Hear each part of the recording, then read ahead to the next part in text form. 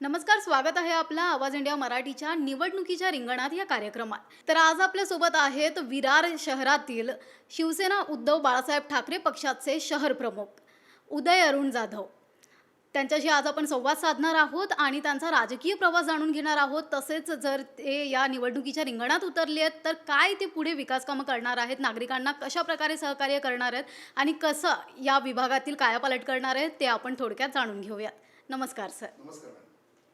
Sir, सगळ्यात आधी आम्हाला तुमच्याबद्दल जाणून घ्यायला आवडेल. एकंदरीत हे तुमच्याबद्दलच आहे, तर तुमचा प्रवास कसा सुरू झाला, तुम्ही कसे आलात राजकारणात? मॅडम, 1999 साली आम्ही विरारमध्ये राहायला आलो. माझं नाव उदय अरुण जाधव. बाळासाहेबांचं कट्टर निष्ठावंत शिवसैनिक म्हणून आम्ही अनेक वर्षातून काम केलं विरार शहरात. 99 साली आलो विरारमध्ये आणि त्यावेळेला विरारची परिस्थिती, राजकीय परिस्थिती वेगळी होती. त्यावेळेला एकच पक्ष या ठिकाणी होता, तो वसई विकास मंडळ होतं. आणि वसई विकास मंडळाच्या विरोधात म्हणजे त्यावेळेला पक्षाचं राजकारण चालायचं नाही या ठिकाणी. पण काही गोष्टी मुंबईतून लोक स्थलांतरित या विरार शहरात होत होते आणि विरार शहरात स्थलांतरित होत असताना खूपसे प्रश्न असे होते जे त्यांना भेडसावत होते आणि तो मलाही भेडसावत होता, कारण मी एक मुंबईकर होतो. पण विरारमध्ये आल्यानंतर राहत असताना अनेक गोष्टी होत्या, ज्या लाईटीचे विषय असायचे, पाण्याचे विषयाचे प्रश्न असायचे. पण मी एक सामान्य मुंबईकर या ठिकाणी विरारला मजबुरीने आम्ही घरातल्या काही गोष्टी आम्ही विरारला राहायला आलो आणि स्थलांतरित झाल्यामुळे या ठिकाणी व्यवसायात उतरलो दुधाचा व्यवसाय करत असताना सामान्य लोकांशी संपर्क होत होता आणि ते मुंबईकर कट्टर शिवसैनिक असल्यामुळे प्रत्येक मराठी माणूस माझ्या एक वेगळ्या संपर्कात आला. आणि त्याचं असं म्हणणं असायचं की खूप गोष्टी आहेत ज्या होत नाही आहेत, कारण इथे एकच पक्षाचं अस्तित्व त्यावेळेला चालायचं आणि त्याला कुठला पक्ष या ठिकाणी होता नाही. त्यामुळे शिवसैनिक होता, पण तो दबलेला होता. पण मला ते पटत नव्हतं, कारण मी शिवसैनिक असल्यामुळे मला ते पटायचं नाही की अनेक प्रश्न विरारमध्ये असताना बोलू का नाही, बोलता आला पाहिजे आणि कोण बोलायला तयार नाही. पण मी शिवसेना शाखेत जाणं चालू केलं, शिवसेनेचं काम चालू केलं. पण अनेक लोक माझ्यावर संपर्क यायचे, मी शिवसैनिक आहे, पण कोण पुढे यायला तयार व्हायचं नाही. का तर शिवसेना इथे चालायची नाही, कोणाला चालायचं नाही. फक्त त्यावेळेला वसई विकास मंडळ जो पक्ष आता बहुजन विकास आघाडी ते त्यावेळी होते. अनेक त्याचे 40 नगरसेवक त्या ठिकाणी असायचे आणि वन साईड सत्ता होती. त्यामुळे कोणाचं या ठिकाणी बोलणं चालायचं, आमदार खासदार सगळे त्यांचे होते.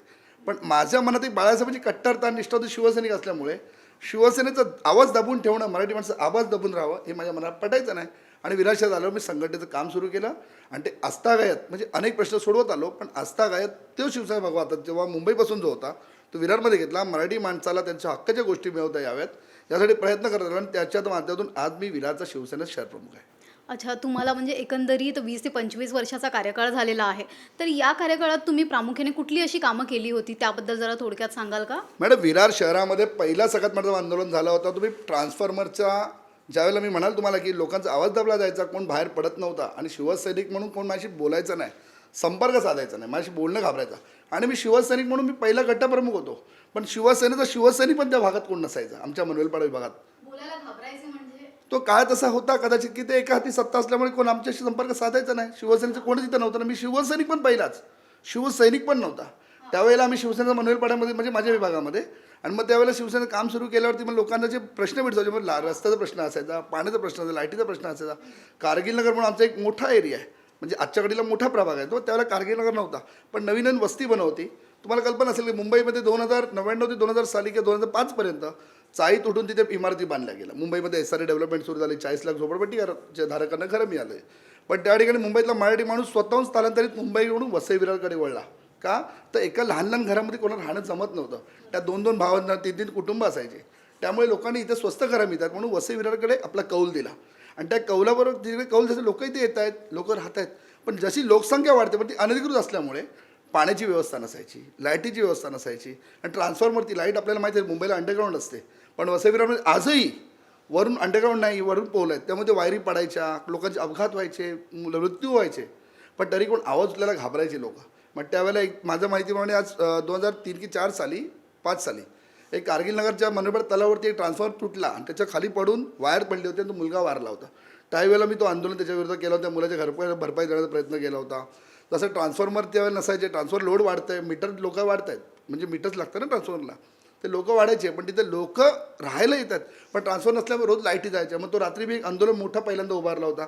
अशा एक ना अनेक समस्या, पाण्याच्या विषयावरती मी मोर्चा काढलेला, टाळे टोका आंदोलन कुठल्या महापालिकेला, का तर पाणी नाही आम्हाला मिळत, MSCला टाळे टोका आंदोलन केला, तर विजेबद्दलचा विषय होता. असे अनेक प्रश्न त्यावेळेला उचलले आणि त्याच्यातून शिवसेना वाढत गेली.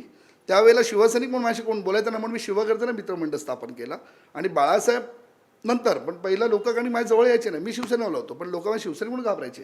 म्हणून बाबासाहेब आंबेडकर आणि छत्रपती शिवाजी महाराज यांच्या माध्यमातून संघटना एक शिवगर्जना मित्रमंडळ स्थापन केलं. त्या सर्व लोकांना एकत्र केला, जे आजही शिवसेना म्हणून मनवेलपाडा विरार शहरात प्रचंड आम्हाला वगैरे कोणालाही विचारून, म्हणजे आज सामान्य माणूस सुद्धा हक्काने म्हणतो की माझी शिवसेना विरारमध्ये मनवेलपाड्यात आहे. मग एकंदरीत तुम्ही शिवसेनेत आलात, तुम्हाला बाळासाहेबांचे विचारही सगळे पटतात. अशी कुठले मूलमंत्र आहेत जे तुम्ही अजूनपर्यंत जपत आलात तेव्हापासून ते आतापर्यंत? बाळासाहेबांनी शिकवलेलं 80% समाजकारण, 20% राजकारण.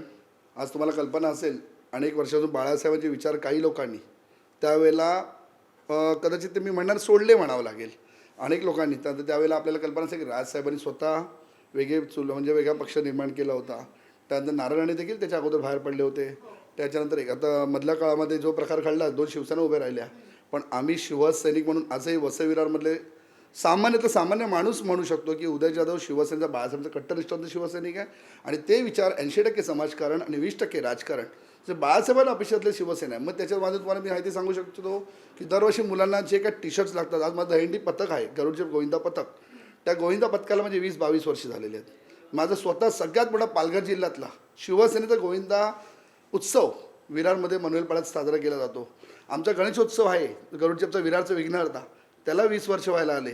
असे अनेक कार्यक्रम लोकांनी म्हणायला झालं तर लोकांना माहिती असेल की मध्ये पूर आला, जे पाणी इथे भरलेलं असतं, इथं विरारमध्ये पाणी भरलं असल्यामुळे गाड्या पास होत नाही, तर त्यावेळेला माझी ॲम्ब्युलन्स स्वतः चालवल्या जातात.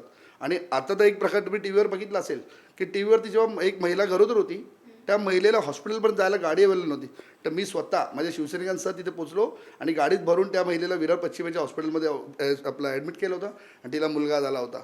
एकदा माणूस एक पाण्यामध्ये बुडाला होता, उद्धव साहेबांचा वाढदिवस होता, त्या पाण्यामध्ये कदाचित एकाने बघितला, मला आवाज दिला तर कोणतरी बुडतोय म्हणून धावत जाऊन आम्ही स्वतः उडी मारून त्या व्यक्तीला, रुके नावाच्या व्यक्तीला पाण्यातून वाचवलं होतं. आजही तो जिवंताने आमच्यावर शिवसेनेत काम करतोय.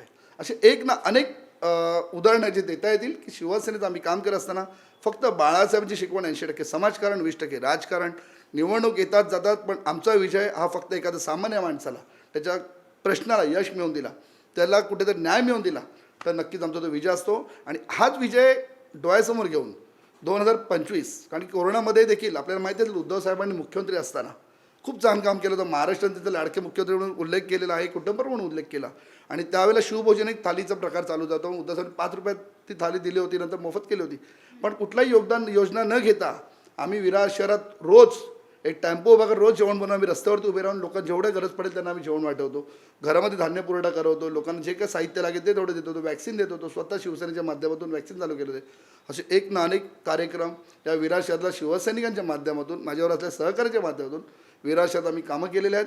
विरार शहरातलं सामान्य माणसाला हक्काची वाटते ती शिवसेना विरार शहरामध्ये आम्ही निर्माण करण्याचा प्रयत्न करतोय. बाळासाहेबांना अपेक्षातली शिवसेना, शिवसैनिकांना जी अपेक्षातले सामान्य माणसं शिवसेना ते आम्ही देण्याचा प्रयत्न करतो. तेच घेऊन येणाऱ्या महापालिकेत आम्ही सामोरे जातोय की निवडणूक जिंकून बाळासाहेबांना अपेक्षातले शिवसेनेचं कार्य या विरार शहरात करायचा आमचा प्रयत्न आहे. सध्या शिवसेनेचे 2 गट पडले, म्हणजे 40 आमदार गेले, त्यानंतर अनेक मोठे पदाधिकारी वगैरे पण गेले. तर तुमच्यावरती कधी असा दबाव किंवा काही आमिष दाखवलं गेलेलं का तुम्हाला पक्षांतर करण्यासाठी? नाही मॅडम, तो खूप वेळा प्रकार केला जातो ना. मी तुम्हाला म्हणालो ना की साहजिकच आहे, प्रत्येकाला वाटते की माझी सत्ता यायला पाहिजे. मी आताही आम्हाला दबाव येतोय ना, आजही आम्हाला आमिष दाखवले जात आहेत. नगर चौकायचे तर भाजपमध्ये या. पण मी तुम्हाला आत्ता तुमच्या चॅनलच्या माध्यमातून सांगून ठेवतोय, निवडणूक येते जाते, पण आमचं कार्य हे शिवसेनेचं आहे, आमचं कार्य बाळासाहेबांचं आहे, जनतेसाठी आहे. त्यामुळे नगरसेवक शिक्का आहे. एवढं वर्ष आमच्याकडे नगरसेवक शिक्का नव्हता मॅडम, पण आम्ही काम शिवसेनेचं करत आलो आहे, लोकांना न्याय देत आलो आहे. आणि आत्तापर्यंत रस्ते बनवले, गटारं बनवले, दिवाळा बांधले. म्हणजे नगरसेवकच्या नीती तुम्हाला मी सगळं मीडियामध्ये येऊ शकतो. सगळं माझे फोटो सगळं व्हिडिओ सगळंच आहेत की गटारापासून, नाल्यापासून, रस्त्यांपासून जे दिवाळ असतात ते देखील आम्ही आमच्या माध्यमातून त्या ठिकाणी बनवले, शिवसेनेच्या माध्यमातून बनवून दिले आहेत लोकांना. आणि लोकांना याची जाणीव आहे, कारण लोक आमचे कोकणी बांधव त्या ठिकाणी जास्त मोठ्या संख्येत राहत आहेत. मराठी लोकसंख्या जास्त आहे आणि मराठी माणसाला हक्काचा माणूस, मी म्हणेन हक्काची जी वाटते ते बाळासाहेब ठाकरेचे उद्धवसाहेब वाटतात. तसं विरार शहरामध्ये शिवसेनेचा उदय जाधव वाटतो आणि नक्कीच शिवसेनेच्या मागे ही जनता उभी राहिल्याची मला खात्री आहे. मधल्या काळात आपल्याला पाहिलं असेल की महाराष्ट्रामध्ये जो प्रकार परप्रांतीय मराठी होत होता आणि मराठी होत असताना मराठी भाषेबद्दल अनादर दाखवण्याचा प्रयत्न अनेक ठिकाणी केला गेला होता. आणि विरार शहरात देखील एक तुम्ही पाहिलं असेल की रिक्षावाला होता, ज्याने नाही हिंदी नाही बोलूंगा, मराठी नाही बोलूंगा, हिंदी बोलूंगा. काय करणार, त्यावेळेला शिवसैनिकांनी आम्ही सर्वांनी एकत्र येऊन त्याला ज्या भाषेत उत्तर दिलं होतं ते देखील महाराष्ट्राने पाहिलेलं आहे. आणि त्या मराठी माणसांसाठी आम्ही एकत्र येऊन शिवसेना काम करतोय. त्या संदर्भात उद्धव ठाकरे यांनी स्वतः म्हणालेले आहेत की मराठी भाषेची आम्ही गोडी लावण्याचा प्रयत्न करू, आम्ही हाणामाऱ्या कुठेही करणार नाहीत, गोडीने होईल तेवढी आपली मराठी भाषा त्यांना देण्याचा प्रयत्न करू, लादण्याचा नाही. नाही, मराठी भाषेत उद्धव साहेबांनी गोडी लावायचा प्रयत्न केला ना, पण तरी पण जर तो उद्धटपणा दाखवत असतील आणि मराठी भाषेचा अनादर करत असतील तर त्या ठिकाणी शिवसैनिक बाळासाहेबांचे आहोत ना आम्ही, त्या ठिकाणी रस्त्यावर उतरणार आणि त्यांना त्यांच्या भाषेत उत्तर देणारच. आणि गोडी लावायचा प्रयत्न, आणि मला एवढं वाटतं की भाषा टिकली पाहिजेच, पण भाषेवर मराठी पण तर टिकली पाहिजे, मराठी माणूस पण तर टिकला पाहिजे. जर कोण अनादर करणार असेल तर त्याला त्याच्या भाषेत उत्तर देऊन मराठी शिकवायची पण जबाबदारी आम्ही शिवसैनिक ठेवतो. आणि तुमच्या विभागात सध्या आता कुठल्या समस्या आहेत जे म्हणजे खूप जास्त असे प्रश्न आहेत की जे सोडवले गेले पाहिजेत आणि नाही जात आहेत असं? मॅडम, सगळ्यात मोठी भूमिका तर मला निवडणूक लढवायची ह्यासाठी आहे की आपल्याला कल्पना असेल वसई विरारमध्ये लोकसंख्या जी आपण तुम्ही पाहताय, दिवसांदिवस लोकसंख्या वाढते. आणि त्याच्यावर काय झालं, आता ही नवीन बिल्डिंग ज्या इमारती बनत आहेत त्या सिडको बनत आहेत, पण अनेक वर्षापासून इथे विरार शहरामध्ये चाळी जास्त प्रमाणात बांधल्या गेल्या. त्यामुळे कुठल्याही टाउन प्लॅनिंग नसल्यामुळे अनेक, तुम्हाला माहिती असेल की इनलिगल बिल्डिंग्स जास्त घडल्या, चाळी जास्त बांधल्या गेल्या, आणि चाळी बांधल्यामुळे त्यांना दबावाखाली टाकून बिल्डिंगही बांधल्या गेल्या, इनलिगल बिल्डिंग. पण त्याच्यावर आरक्षित जागेवरती बनवल्या गेल्या. पण आरक्षित भूमीने, आज माझा प्रश्न एवढंच आहे मॅडम तयार आहे की जसं आता बिल्डिंग बांधल्या तुम्ही त्यावेळेला, पण त्या सामान्य माणसाच्या घराचे त्या ठिकाणी जे आपल्याला कन्व्हिन्स करायला लागते, तुम्हाला कल्पना असेल की जशी चाळीची जागा आपली असते, ती जागा कन्व्हिन्स केल्यानंतरच तिथे पुन्हा काहीतरी नंतर डेव्हलपमेंट होऊ शकतो. आज सामान्य माणूस अपेक्षा राहतो की मी राहतोय, घरात राहतोय, रोज धक्क्या खात, म्हणजे विरार शहरात एक म्हणजे राहणं म्हणजे बस यमराजाबरोबर चालणं असं आहे. तो कामाला विचार सकाळी जातो तर रात्री घरी येईल की नाही, ही परिस्थिती विरार शहरात सध्या तरी सुरू आहे. तर माझा तो बदलायचा प्रयत्न असणार आहे. आणि विरार शहरामध्ये नुसता शिवसेनेचा नगरसेवक होणं हा इथून आहे, तो सामान्य माझं मुंबईतून इथे आलेला आहे, ह्याला इथून पुढे पालघर सफळायला नको. तर माझा असा प्रयत्न असेल की वसई विरारमध्ये तर चांगलं क्लस्टर डेव्हलपमेंटची मागणी मागच्या देखील या वेळेला या ठिकाणी प्रताप सरनाईक म्हणून ते आपले त्यांचे पालकमंत्री याचे गणेश नाईक आहेत, त्यांच्याकडे देखील मी मागणी केली. प्रताप साहेबांना आम्ही निषेध केला होता. त्यावेळेला माझी हीच मागणी होती, क्लस्टर डेव्हलपमेंट ही या वसई विरारमध्ये राबवा. आणि सामान्य माणूस हा स्लम एरियामध्ये राहतो मॅडम, आणि त्याचं घराची योजना, जशी मुंबईमध्ये 40 लाख झोपडपट्ट्या तोडून तुम्ही इमारती बांधलात SRA मधून, पण SRA चाळीवरती बनते, इमारती तोडून बनत नाही. आणि विरारमध्ये बहुतांश चाळीवरती इमारती झालेल्या आहेत, आणि त्या ठिकाणी जवळजवळ इमारती असल्यामुळे एक इमारत जर कोसळली, आणि तुम्हाला माहिती असणार विरार शहरात आत्ताच 6 महिन्यापूर्वी की 3 महिन्यापूर्वी एक इमारत दुर्घटना घडली होती, त्या 17 लोकांचा 18 फुक्कट निष्पाप जीव गेला होता. असं पुन्हा घडू नये, तत्पूर्वी विरार शहरामध्ये जेवढ्या इनलिगल बिल्डिंग आहेत, त्या आरक्षित जमिनी आहेत, त्याच्यावरती ज्या इमारती बांधलेल्या आहेत, त्या इमारती तुम्ही आता C1च्या नोटिसांना देऊन घाबरवत आहे, आणि त्यांना विचारण्याचं त्यांना भीती वाटायला लागली की आता आम्ही जायचं कुठे. तर माझा सगळ्यात पहिला प्रयत्न असेल की जेवढ्या या इमारती झाल्यात ती बॉडी बसली महापालिकेत, जर मी त्या महापालिकेत नगरसेवक म्हणून गेलो तर सगळ्यात मोठा आवाज पहिला क्लस्टर डेव्हलपमेंट योजना विरार शहरात आणा. त्या ठिकाणी जी आपली इमारतीची जागा आहे त्याच्यावरती सेज कायदा एक लागू होतो. सेज कायदा असेल तर आरक्षण हटवलं जातो, आणि आरक्षण हटलं आणि तर त्याच्यावर वाढीव FSI द्या, त्या इमारती जागेवर चांगल्या इमारती बांधा. आणि आमच्या या विरारच्या कोकणी माणसांना, मुंबईतून स्थलांतरित आपल्या विश्वासावरती स्थलांतरित झालेल्या वसई विरारमधील नागरिकांना चांगले घरं द्या, त्याला चांगलं पाणी द्या, त्याचा चांगला रस्ता अवेलेबल करून द्या, चांगलं जीवन जगण्याचं म्हणजे सुखमय जीवन ते जगू शकतील. अशासाठी मला महापालिकेत नगरसेवक व्हायचं आहे. मुंबईतला कोकणी माणूस जो या ठिकाणी विरारमध्ये 20-25 वर्ष स्थलांतरित झाला, त्याला पुन्हा वसईच्या पालघरमधून नको, पालघरमधून कोकणात जायची परिस्थिती वेळ येऊ नये, म्हणून माझी विनंती आहे. मी लोकांना, मी नागरिकांना देखील विनंती करतो की ह्या वेळेला एक संधी द्या, पुढच्या वेळेला आपल्याकडे मत मागायला कुठलाही शिवसेनेचा नगरसेवक काम झाला आणि तुमचा निवडून आला आणि तुमचे कामं नाही केले तर मत मागायला मी तरी समोर जाणार नाही, मी तुम्हाला वचन देऊ शकतो. आणि असं बघायला गेलं तर असं वाटतं की विरार शहरातील जे नागरिक आहेत ते कुठेतरी मूलभूत सुविधांपासून पण वंचित आहेत. बऱ्याच गोष्टी आहेत, पाण्याचं तुम्ही स्वतः म्हणालात, इथले रस्तेही आता आम्ही येताना पाहिलं, रस्त्यांचा प्रश्न आहे. देन व्हेकल जे आहेत म्हणजे वाहनं पण बऱ्यापैकी उपलब्ध नाही आहेत. इथे रिक्षा अजूनही मीटरवरती चालत नाहीत. या सगळ्या परिस्थितीवरती काय म्हणाल? मॅडम, रिक्षाबद्दल सांगायचं झालं, तुम्ही आता चांगला विषय घेतलात. रिक्षाबद्दल सांगायचं झालं तर मी स्वतः 2000 सालापासून या ठिकाणी राहत असल्यामुळे माझ्या डोळ्यासमोर विरार शहर ज्याचा परमिट ओपन आहेत, परमिट ओपन असल्यामुळे रस्ते अरुंद असल्यामुळे आणि त्या ठिकाणी रिक्षांचा नुसता परमिट ओपन असल्यामुळे रिक्षाच रस्त्यावर सुरू आहेत. अनेक ठिकाणी रिक्षा दिसत आहेत, जेवढ्या गाड्याने तेवढ्या रिक्षात. पण त्याचा प्रॉब्लेम काय मॅडम, त्यांच्याकडे परमिट मिळतोच कसा, का तर परमिट ओपन आहे. पण जे 2000 सालापासून ते 2017पर्यंत मी आता मागणी केली RTOकडे की मला पत्रव्यवहार सुरू आहे की जेवढे तुम्ही पेपर बॅच दिलेत, त्या बॅचची मागणी माझी अशी आहे की त्यांना पेपर जे जोडले ते मला परत त्याच्यावरती पुरावा द्या की काय काय पेपर जोडलेत. आणि माझ्या डोळ्यासमक्ष त्यावेळेला असे काही लोक आहेत जे नुकतेच आले होते मुंबईत राहायला, गावावरून उत्तर भारतीय असतील का कुठेही असतील परप्रांतीय असतील, मी त्याच्याबद्दल म्हणणार नाही की मी कास्टवरती जात नाही, पण विषय असा आहे की त्या लोकांनी त्यावेळेला खोटे पेपर म्हणजे इथे काहीचे ज्याला मी म्हणतो स्कूल ड्रायव्हिंग मोटर ट्रेनिंग स्कूलवाले त्या लोकांनी त्यावेळेला 15,000 रुपये घेऊन खोटे पेपर लावून, मी स्पष्ट चॅनलवरती आरोप करतो की खोटे पेपर लावून त्यांना बॅच काढून दिले. आणि ते बॅच काढल्यामुळे आज परमिट त्यांना मिळालं आणि परमिट मिळाल्यामुळे अनेक रिक्षा बेकायदेशीर रस्त्यावर चालत आहेत. तर माझं असं म्हणणं आहे की जे बेकायदेशीर रिक्षा आहेत त्यांच्यावर कारवाई करा. सामान्य जो तिथला स्थानिक असेल मग तो कुठल्या जाती धर्माचा असू दे ना, त्याने व्यवसाय करायला पाहिजे, पण तो कायदेशीर असला पाहिजे. रस्त्यावर मार्केट आहेत. आज आमच्या इथे कारगिल माझ्या प्रभाग क्रमांक 6मध्ये किंवा विरार स्टेशनपासून तिथं तुम्ही जाल चालायला रस्ता नाही, पण रस्त्यावरती मार्केट लावून बसले सगळं परप्रांतीय. कायद्याने 1500 रहिवास दाखला त्याकडे असायला पाहिजे, तर तो रस्त्यावरती फेरीवाला झोनमध्ये बसू शकतो. विरार शहरामध्ये कुठे फेरीवाला झोन नाही आहे, त्यामुळे कोणीही कुठे बसतोय. ह्या सगळ्या गोष्टी आहेत, त्याच्यामुळे लोकांना नागरिकांनी तर त्रास सहन करावा लागतोय. इथला रहिवासी त्रास करतो. तो टॅक्स पेअर आहेत, रस्त्यावर टॅक्स भरतायत, झाडावर टॅक्स भरतायत, पण त्यांना कुठलीही सोय मिळत नाही. यासाठीच आम्हाला महापालिका शिवसेनेच्या नगरसेवक म्हणून त्या ठिकाणी जाऊन बसायचं आहे आणि ह्या गोष्टी येत्या 5 वर्षात कशा बदलता येतील यासाठी आम्ही प्रयत्न करणार. नागरिकाचं जीवन सुसज्ज कसं करता येईल यासाठी आम्हाला प्रयत्न करायचा आहे, म्हणून आम्हाला शिवसेनेच्या नगरसेवक म्हणून महापालिकेत जायचं. ओके. आणि या सगळ्यात सोबतच असं पण एकंदरीत दिसतं की इथले जे आहेत नागरिक त्यांच्याकडे कुठेतरी म्हणजे शासनाकडूनच दुर्लक्ष केल्यासारखं वाटतं. कारण इथले मोठ्या संख्येने जे आहेत सगळे कामासाठी सगळे बाहेर पडतात. इथे रोजगाराच्या कदाचित म्हणजे इतक्या संध्या उपलब्ध नाही आहेत, तर त्यामुळे म्हणजे भरगच्च भरलेली ट्रेन कुठली तर ती विरारची असंही वाटतं. तर तुम्हाला वाटतं का की म्हणजे इथल्या नागरिकांकडे टॅक्स पेअर असूनही शासनाचं दुर्लक्ष होतं? 100% मॅडम दुर्लक्षच आहे ना.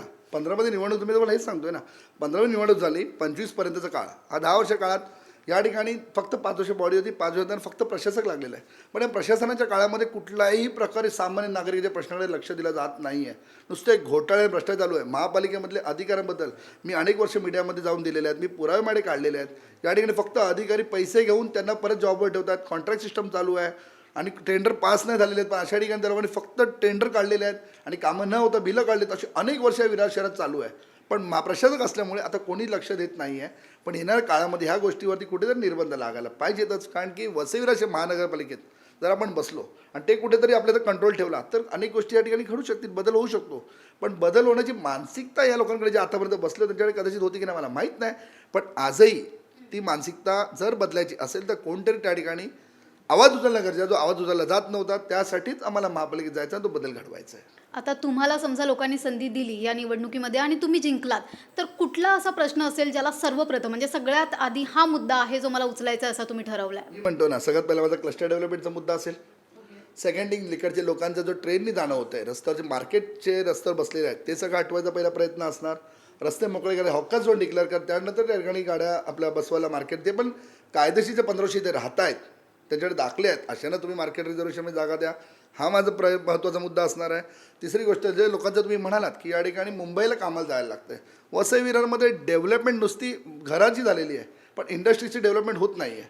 हायवेला तुम्ही बघाल तर त्या ठिकाणी इंडस्ट्रियल झोन बरेच अनेक जागा आहेत, पण त्या ठिकाणी कंपनी कुठल्या जात आहेत, इनलिगल बांधल्या जात आहेत. नुसतं पैसा खायचं काम या महापालिकेने मागील 5 ते 10 वर्षात केलेलं आहे आणि त्या ठिकाणी फक्त इनलिगल बांधकाम त्या ठिकाणी करून कुठलाही लिगली प्रोजेक्ट त्या ठिकाणी होत नाही. त्यामुळे मोठ्या इंडस्ट्रीज आपल्या वसई विरारमध्ये आल्या नाही आहेत. त्या ठिकाणी कशा आणता येतील महापालिकेच्या माध्यमातून त्याच्यावर फॉलोअप करून तो माझा प्रयत्न असणार. आणि रस्त्याचे मी म्हणाल्याप्रमाणे रस्ते मोकळे करणं रिक्षाचा विषय आहे. त्या रिक्षामध्ये जास्ती रिक्षा कसे कमी होतील, स्थानिक भूमिपुत्र मराठी माणसाला, मग तो स्थानिक भूमिपुत्र असू दे का तो इथं राहणारा मराठी माणूस असू दे, त्याला 80% ते 90% मराठी माणसाला प्रथम प्राधान्य कसं देता येईल विरार शहरामध्ये आणि त्याचं जीवन सुखकर कसं करता येईल, या सगळ्यात महत्त्वाच्या माझे 4 ते 5 मुद्दे आहेत. ह्याच्यावर मी काम करणार आहे. आणि आता जे निकाल लागले आहेत निवडणुकांचे, नगरपंचायतीचे, नगरपरिषदेचे, त्यानंतर ते निकाल बघून तुम्हाला काय वाटतंय? नाही, धक्का लागायचा विषयच नाही मॅडम. कारण आम्हाला सवय झाली आता धक्का घ्यायची. आणि धक्का देतात नाही आहे ते लोक, फक्त खायसाठी स्वतः बसायसाठी सगळं राजकारण सुरू आहे. मशीन मॅनेज केलं ते आपण पाहिलेलं आहे. मी तुम्हाला आता मी आणलं नाही आहे ते, पण मी दाखवायला पाहिजे होतं की विरार शहरामध्ये राजसाहेबांनी उद्धव साहेबांनी जसं मुंबईमध्ये मोठं आंदोलन घेतला होता आणि त्या आंदोलनानंतर आम्ही स्वतः याद्यांवरती अभ्यास केला. तर माझ्याकडे ॲप आहे, त्या ॲपवरती आहे ना मॅडम, 3 ट्रिपल नाव आहेत, म्हणजे एका मतदाराची 3 ठिकाणी नावं आहेत. तर मी 3ही याद्या तपासल्या आणि जो पोलिंग एजंट आतमध्ये बसतो वोटिंग चेक करायला, त्याच्या मी 3 याद्या घेतल्या पोलिंग एजंटकडून 3 प्रकारच्या. आणि 3 ठिकाणी याद्यांवरती दिसून येतं आहे की एक व्यक्ती 3 ठिकाणी वोटिंग करून गेलेली आहे. सेकंड थिंग, मी 2016मध्ये एक आमचे कारगिल नगरमधील गणेश चौकात गणेश विसाव चाळ आहे, त्या ठिकाणी त्यांचं नाव आता माझ्या लक्षात नाही आहे, त्याची मिसेस वारली आणि त्यावेळेला मी गेलो होतो, म्हणजे 2016, ठीक आहे. आणि आत्ता 2024च्या निवडणुकीत त्याची मिसेस 2 वेळा येऊन वोटिंग करून गेली आहे. आता ह्याच्यापेक्षा मग एक निवडणूक आणि दुसरी गोष्ट मॅनेजमेंट मशीनचा जो राजसाहेब बुद्धासाहेब आरोप करतात तो चुकीचा काहीच नाही ना. आणि मी मीडियासमोर घेऊन बसू शकतो, व्हिडिओ आहेत माझ्याकडे त्या गोष्टीचे. माई व्यक्तीसमोर आहे, 3 वोटिंग करते, एक मय्यत आहे तिची 2 वेळा वोटिंग, असे अनेक आम्ही लोकांनी बोटाळे काढलेत. पण कुठल्याही प्रकारे भाजप सरकार असेल किंवा हे जे सरकार आहे ते कुठलाही कारवाई करते. त्यामुळे मला वाटत काही धक्का असं वाटत नाही. आम्हाला धक्के पाचवायची सवय झाली आहे आणि त्या धक्क्यातून सावरून पालघरची निवडणूक कोण जिंकला किंवा डहाणूची निवडणूक कोण जिंकला किंवा महाराष्ट्रात काय निकाल आला हा आम्ही नाही. आम्ही शिवसैनिक आहोत. जिंकायचं कसं प्रयत्न करतोय. आणि लक्षात घ्या ना, एक साईडला पूर्णपणे पैसा आहे, सत्ता आहे, अमित शहा आहेत, सगळं आहे. आणि एक साईडला शिवसैनिक स्वतःच्या पत्रातून स्वतःच्या खर्चातून जेवढा जमेल तेवढा प्रचार करून लोकांमध्ये जाऊन जिंकण्याचा प्रयत्न करतोय. तो विजय होतोय, तो आमचा शिवसैनिक आहे. आणि येणाऱ्या काळात विरार शहरात सुद्धा तो शिवसैनिक विजय मिळवणार, आम्हाला वचन, म्हणजे मी खात्री देऊ शकतो. तुम्ही सध्या या घडीला तुमच्या जे विभागातील लोक असतील, तुमचे जे नागरिक असतील, त्यांना एक कुठला असा एक संदेश, एक मेसेज देऊ शकता, देण्याची इच्छा आहे तुम्हाला सध्या या घडीला? नमस्कार, जय महाराष्ट्र. मी उदय अरुण जाधव, शिवसेना शहर प्रमुख विरार, एक मराठी माणूस, एक मराठा समाजाचा उपाध्यक्ष आणि एक बाळासाहेबांचा कट्टर निष्ठावंत शिवसैनिक. मी नागरिकांना, विरार शहरातल्या तमाम नागरिकांना एक संदेश नक्कीच एवढा तुमच्या माध्यमातून देऊ इच्छितो, आवाज इंडियाच्या माध्यमातून देऊ इच्छितो, टी व्ही चॅनलच्या माध्यमातून. आणि खरं शोध सत्याचा आपण घेण्याचा प्रयत्न केलेला आहे विरार शहरात. त्याबद्दल मी तुमचा आभार मानेनच. पण नागरिकांना एवढंच सांगू इच्छितो की आतापर्यंत काय घडलं, काय झालं आहे बाहेर, काही याचा विचार न करता विरार शहरामध्ये ज्या हक्काच्या गोष्टी आहेत त्यासाठी आवाजला तयार राहा. आम्ही तुमच्या मागे खंबीरपणे उभे आहोत. शिवसेना यावेळेला निवडणूक लढवतोय, मी शिवसेनेच्या वतीने आम्ही निवडणूक लढवतोय, पक्षाच्या वतीने निवडणूक लढवतोय. आपण खंबीरपणे उभे राहा आमच्या मागे. येणाऱ्या काळात जे आतापर्यंत विरार शहरात प्रकरणं घडले, ज्या गोष्टी घडलेल्या आहेत, चुकीच्या गोष्टी घडल्या आहेत, त्यावर आवाज उचलून ज्यांनी अन्याय केलेला आहे, ज्या चुकीच्या गोष्टी घडल्या आहेत त्याच्यावर आवाज उचलून त्यांना जास्तीत जास्त आपला आवाज महापालिकेपर्यंत पोहोचवून, त्या महापौरांपर्यंत पोहोचवून, आयुक्तांपर्यंत पोहोचवून जेवढे आपले प्रश्न, मग पाण्याचा असेल, रस्त्याचा असेल, लाईटीचा असेल किंवा अनेक फेजर बाजारवाल्यांचा असेल किंवा रस्त्यावर जो तुम्हाला होणार त्रासच असेल, ट्रेनमधून जाताना होणार त्रासच असेल, ह्याच्यावर नक्कीच आवाज उचलून शिवसेना या ठिकाणी आपल्या शब्दाला वाचा फोडेल. आपण सर्वांनी एकत्र येऊन मराठी माणसांनी, मुंबईतल्या मराठी माणसांनी, इथं राहणाऱ्या विरार शहरातल्या मराठी माणसांनी, कोकणी बांधवांनी, तसंच प्रभाग क्रमांक 6च्या सर्व मतदारांना मी हात जोडून विनंती करतो की जास्तीत जास्त यावेळेला शिवसेनेच्या उमेदवारांना मतदान करा, मला मतदान करा. आणि येणाऱ्या काळामध्ये जर आपला आवाज जर महापालिकेत पोहोचवला नाही तर आपण पुढच्या वेळेला आपल्यासमोर कुठल्याही प्रकारे आम्ही येणार नाही, हे मी तुम्हाला वचन देऊन ठेवतो. आणि आवाहन करतो की यावेळेला शिवसेनेच्या मशाल या चिन्हावरती मतदान करून मला विजयी करा. धन्यवाद. धन्यवाद. तुम्ही जी आश्वासनं दिली आहेत, अपेक्षा करते की ते तुम्ही पूर्ण कराल आणि तुमच्या पुढील वाटचालीस शुभेच्छा. धन्यवाद. जय महाराष्ट्र. तर आजच्या या कार्यक्रमात आपण इथेच थांबत आहोत, पण पुन्हा लवकरच भेटूयात एका नव्या व्यक्तिमत्वासह. तोपर्यंत पाहत रहा आवाज इंडिया मराठी. आवाज इंडिया.